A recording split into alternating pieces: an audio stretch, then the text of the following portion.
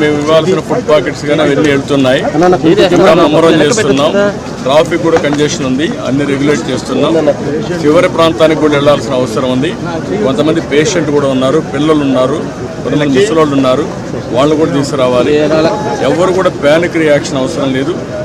అందరూ ఓపిక పట్టండి. 1 గంట 2 గంటల్లో అందరం ఓపికగా ఉంటే ఇంకా తొందరగా పనులు అవుతాయి. అన్నీ చేస్తానని అప్పీల్ చేస్తున్నా. ఇక్కడే ఉంటా, కంట్రోల్ రూమ్ని యాక్టివేట్ చేస్తున్నా. ఎంతవరకు చేయగలుగుతామో అన్నీ చేసి అందరిని ఆదుకుంటాం.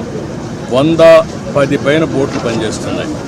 అదే మాదిరిగా 4-6 హెలికాప్టర్లు వస్తున్నాయి. ఒక హెలికాప్టర్లో ఫుడ్ పెట్టడం కానీ, లేకుంటే బోట్లో తీసుకుపోవడం కానీ, పేషెంట్లు తీసుకురావడం కానీ ఇవన్నీ జరుగుతున్నాయి.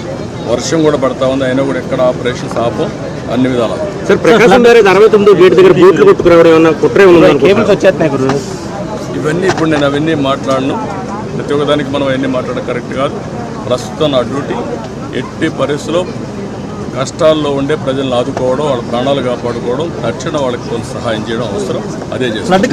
ఇంకా కూడా మనకు ఓవరాల్గా అక్కడే ఉంది.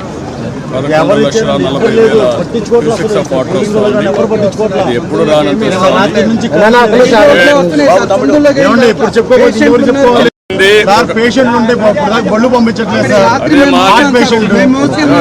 మాట ఏంటండి, 1 గంట టైం ఇవ్వండి, చేస్తాను.